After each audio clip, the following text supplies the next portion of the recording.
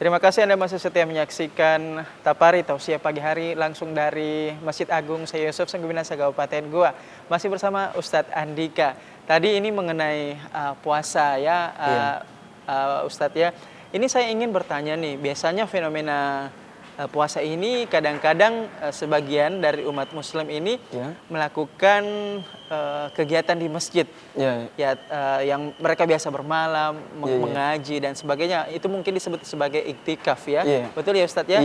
Itu aturan, kalau boleh tahu aturan iktikaf itu yang benar itu, yang ideal itu seperti apa sih sebetulnya? Mungkin bisa dijelaskan ke pemirsa, silakan. Baik, pemirsa yang di rumah, yang dirahmati oleh Allah Subhanahu wa Ta'ala, iktikaf bukan hanya saja kita melakukan berdiam diri di dalam masjid. Akan tetapi, di saat kita melakukan iktikaf di dalam masjid tersebut, kita melakukan amal-amal ibadah. Yang dimana contohnya seperti kita melakukan mengaji, sholat tahajud, sholat sunnah-sunnah lainnya. Yang insya Allah dirahmati oleh Allah Subhanahu wa Ta'ala. Jadi, iktikaf tersebut menurut mazhab berbeda pendapat. Ada yang di malam 10 malam terakhir, ada yang 10 malam terakhirnya dia pulang ke rumah sesekali ke masjid lagi. Jadi dia tidak hanya menetap di masjid terus. Ada mazhab yang mengatakan, contohnya seperti kita datang di saat sholat tarwih. Jadi setelah sholat tarwih, dia tinggal atau menetap. Jadi setelah selesai atau setelah selesai melakukan ibadah, contohnya seperti sholat subuh yang wajib itu, baru dia bisa pulang. Menurut mazhab tersebut. Mazhab lain yang biasa kita pakai di Indonesia ini, mazhab Syafi'i, dia betul-betul fokus bermalam di masjid, berdiam diri, melakukan amal-amal ibadah tertuju kepada Allah. Jadi total di masjid 24 jam ya, selama melakukan iktikaf itu? Iya, seperti itu. Itu menurut mazhab Syafi'i. Okay. Kalau mazhab lain, ya mungkin dia pulang. Boleh pulang. Iya, karena kan ada aktivitas-aktivitas yang lain. Kalau mazhab Syafi'i, dia fokus betul-betul tertuju kepada Allah. Jadi, apalagi ini pemirsa, rata-rata kita di rumah ini bermazhab Syafi'i. Jadi mazhab Syafi'i itu dia melakukan atau beriktikaf di masjid betul-betul full. Berbeda dengan mazhab-mazhab lain. Jadi baik seperti itu. Jadi memang dilakukan ini menjelang hari-hari terakhir ya, 10 hari terakhir, atau mungkin kurang dari 10. Ya, ada yang seperti terakhir. Itu. Oke. Dan ini bisa dilakukan untuk ini ya, tanpa batasan usia atau seperti apa Ustaz? Ya, tidak ada batasan usia. Oke. Baik, kalau begitu kita akan lanjutkan lagi ya tausiah kita pada pagi hari ini tentunya. Pemirsa jangan kemana-mana, tetaplah bersama kami di Tapari Tausiah Pagi Hari Hajarin TV Sulsel.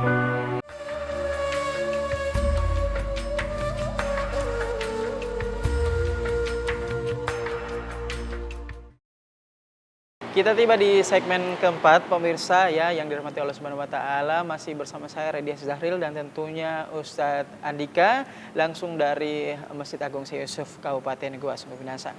Nah, sehubungan dengan yang tadi nih iktikaf dan bulan puasa seperti itu, bisa dilanjut kembali tausiahnya ke pemirsa, silakan. Iya. Kita lanjut pembahasan tersebut. Baik pemirsa Net TV Sulsel dimanapun Anda berada, yang dirahmati oleh Allah Subhanahu wa Ta'ala. Pembahasan yang tadi di mana kita membahas tentang puasa. Akan tetapi masih ada puasa yang belum saya sebutkan, yaitu puasa makruh. Yaitu adalah puasa dar, puasa selamanya. Puasa ini tidak dilakukan di saat satu hari saja. Contohnya seperti puasa di saat hari Jumat. Jadi ini puasa tidak hanya di hari-hari tersebut. Ini kan di mana hari Jumat ini kita melakukan kewajiban kita, sholat Jumat. Ya. Takutnya nanti kita setelah pulang sholat Jumat, kita kecapean atau kita lemas karena sudah melakukan salat Aktivitas Jumat. sebelumnya ya? Ya, aktivitas-aktivitasnya juga. Betul. Jadi di dalam Al-Quran itu tidak boleh untuk melakukan puasa satu hari saja, di mana puasa hari Jumat semata, puasa hari Sabtu semata, karena agama-agama yang lain, contohnya hari Jumat itu hari berkumpulnya orang-orang Islam, orang-orang Muslim. Hari Sabtu kumpulnya orang-orang Sabat, yaitu orang Yahudi. Baik pemirsa, jadi kita dianjurkan untuk tidak melaksanakan puasa sehari. Contohnya seperti ini, itu hari Jumat saja. Jadi tidak boleh. Contohnya kita diperbolehkan melakukan puasa Kamis, baru dilanjutkan hari Jumat. Atau kalau bisa hari Jumat dilanjutkan hari Sabtu. Jadi tidak semata-mata betul hari itu tersebut. Selanjutnya puasa sunnah. Nah, puasa sunnah ini para ulama berbeda pendapat. Ada yang melakukan puasa sehari dan tidak berpuasa sehari. Ini yang biasa dilakukan oleh Nabi Daud. Jadi Nabi Daud betul-betul melakukan hal tersebut. Puasa sehari, puasa tidak sehari. Oh, jadi diselang-seling ya? Ya, selang-seling. Ganjil-ganjil begitu. Ya. Misalnya Senin, Rabu, ya, atau Senin, Rabu, Jumat. Ya, jadi dia tidak betul-betul puasa terus-terus. Berbeda dengan bulan suci Ramadan. Iya, betul. Yang sebulan full. Iya, sebulan full memang. Jadi, ya begitu. Selanjutnya ada puasa yang dimana hari Senin dan Kamis saja dilakukan. Nah, hal ini tersebut dilakukan oleh Rasulullah Sallallahu Alaihi Wasallam. Jadi pemirsa yang dimuliakan oleh Allah Subhanahu Wa Taala, puasa sunnah tersebut ini hanya dilakukan oleh Rasulullah Sallallahu Alaihi Wasallam. Akan tetapi kalau pemirsa ingin melakukan tersebut tidak masalah, karena kita mengikuti sunnah-sunnah Rasulullah. Jadi kita sudah melakukan sunnah Rasul dan juga kita mengikuti langkah-langkahnya. Nah, saya ada pertanyaan lagi nih Ustadz, Ya. tentang puasa. Ini bagaimana nih orang-orang yang di luar sana ya, Ya. istilahnya tidak di negara kita, misalnya Ya. di luar negeri, dengan suhu yang berbeda, waktu yang berbeda, Ya. waktu ibadah yang berbeda, waktu buka puasa yang berbeda, waktu ibadah Ramadan yang panjang ya, Ya. buka puasa yang lama. Ya. Itu seperti apa sih sebetulnya sebaiknya mereka menjalankan ibadah, karena kan ada perbedaan-perbedaan waktu Ya.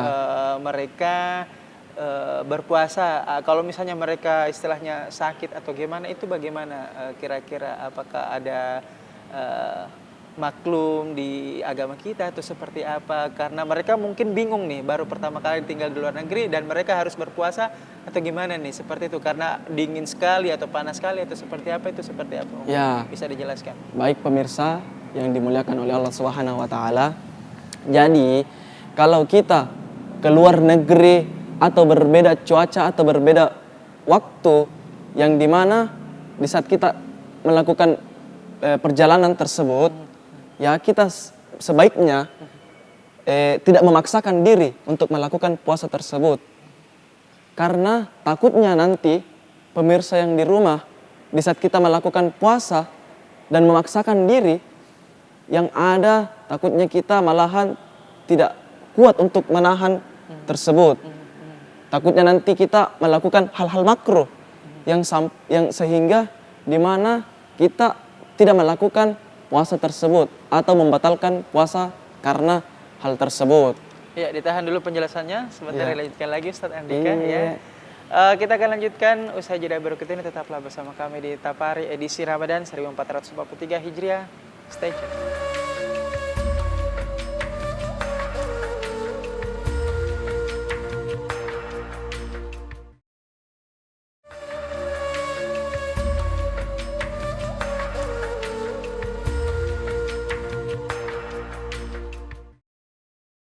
Kita tiba di segmen terakhir Tapari, segmen 5 Tausiah Pagi Hari. Ya, masih bersama kita di sini ya, langsung dari Masjid Agung Sungguh Minasa Kabupaten Goa.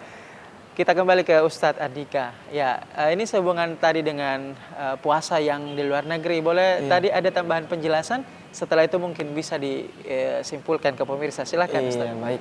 Baik pemirsa yang dirahmati oleh Allah Subhanahu wa taala.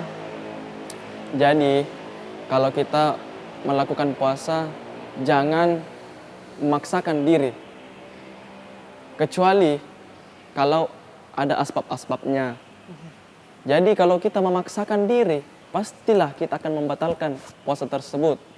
Contohnya, di saat kita sakit, kita tidak tahan sakit tersebut, tidak masalah kalau kita membatalkan puasa tersebut.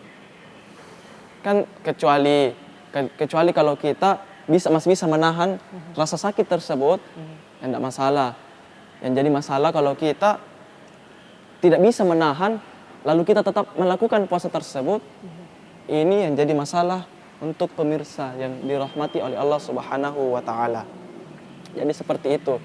Kalau kita memaksakan diri ya tidak pantas. Karena itu yang tidak patut betul-betul kita memaksakan diri. Allah mencintai hambanya sepenuhnya. Lantas kenapa kita tidak mau mendengarkan perintah Allah? Jadi begitu pemirsa yang dirahmati oleh Allah Subhanahu wa taala. Jadi memang agama kita ini agama Islam fleksibel ya. Iya. Ada memang hal-hal yang perlu kita lakukan wajib, tapi tetap ada artinya masih bisa dimaklumi oleh Iya, agama ya. iya, betul. Seperti ketika kita musyafir Iya. ya, dan kita istilahnya bisa dilonggarkan untuk tidak berpuasa, Iya. dengan catatan ada musabab-musababnya seperti itu Ustaz ya. Iya.